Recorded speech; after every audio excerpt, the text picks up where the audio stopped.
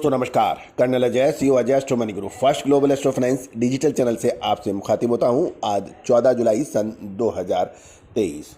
दोस्तों आज के एपिसोड में हम चर्चा करेंगे मौसम के पूरे हाल, पूरे देश में कितने प्रतिशत बरसात कम या ज़्यादा हुई उस पर चर्चा करेंगे। साथ साथ कुछ महत्वपूर्ण खदानों पर भी बातें करेंगे। दोस्तों अजय एस्ट्रो मनी ग्रुप देश का पहला चैनल है जो 42 कम्युनिटीज 5 मार्केट पर लगातार अपडेट और विश्लेषण प्रदान करते हैं। दोस्तों हम वर्तमान ही नहीं भविष्य का भी करते हैं सटीक आकलन। खबर निकल के आ रही है कि आंकड़ों के अनुसार 12 जुलाई तक मानसून की स्थिति में औसत के मुकाबले पूरा नॉर्थ ईस्ट में 19% कम बरसात है, जबकि उत्तर पश्चिमी भारत के अंदर 59 यानी 59% अधिक बरसात है, जबकि मध्य भारत के अंदर 4% अधिक बारिश के समाचार हैं। दक्षिण भारत के अंदर 23% औसत से कम बरसात है और संपूर्ण भारत में +2 यानी 2% अधिक बताया जा रहा है।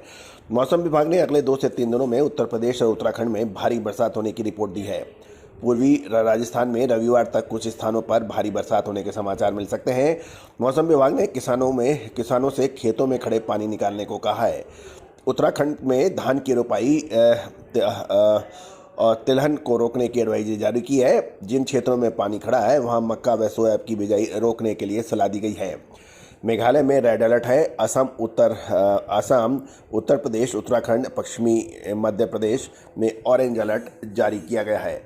महत्वपूर्ण यह है क्योंकि दक्षिण भारत में 23% कम बरसात है और विशेषकर कर्नाटक और महाराष्ट्र के अंदर स्थिति विकट है।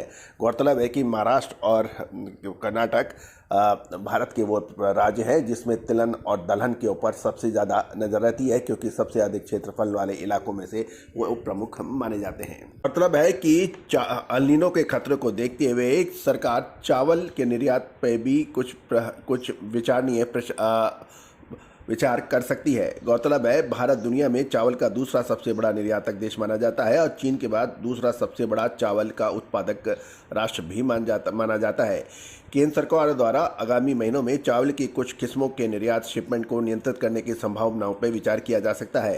यदि इस पर अमल किया गया तो ये ग्लोबल मार्केट में चावल की आपूर्ति व उपलब्धता घटेगी तथा कीमतों में तेजी आ सकती है। तो ऑलरेडी इसके दाम बढ़ चुके हैं। गौरतलब है कि हमने लगातार पिछले 2 महीने में आपको चावल का अग्रिम विश्लेषण दिया था कि चावल के अंदर तेजी बन सकती है और नतीजा आपके सामने है। दोस्तों तेजी बनने के बाद तेजी का विश्लेषण जो भी देते हैं वो विश्लेषण नहीं, वो सिर्फ सूचना मात्र है। दोस्तों हमारा चैनल आपको विश्लेषण देता है सूचना के साथ साथ।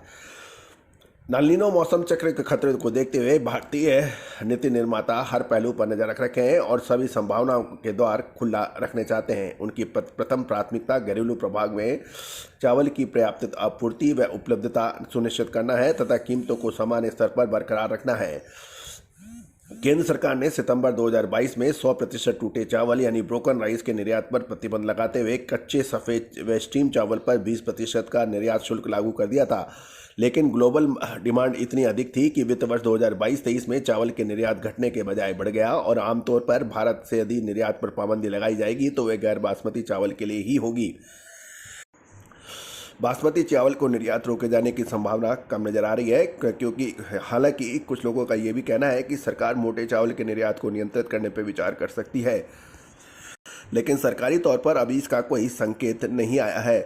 अतः कुछ विश्वास करना थोड़ा कठिन है। लेकिन ये भी सही है कि चालू वर्ष की अंतिम तिमाही में कुछ राज्यों की विधानसभा का चुनाव होने वाला है और अगले वर्ष की पहली छमाही के दौरान लोकसभा का चुनाव होगा। इस सब को देखते हुए सरकार हर संबंध खाद्य महंगाई को पर अंकुश लगाने के लिए हर संभव प्रयास कर सकती है। चावल की बिक्री भी केंद्रीय पूल से खुले बाजार बिक्री योजना में ओएमएस के तहत आरंभ हो चुकी है, और लेकिन अंतिम विकल्प के रूप में सरकार पर चावल के निर्यात पर प्रतिबंध लगाने का निर्णय के अलावा और कोई रास्ता होगा नहीं।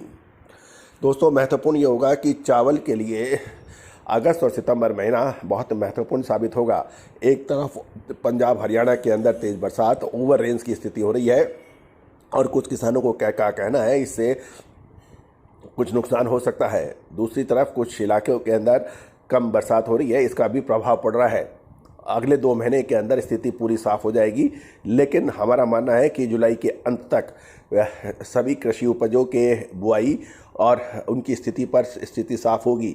लेकिन कुल मिला के चावल पर तेज़ी की संभावना से इनकार नहीं किया जा सकता है।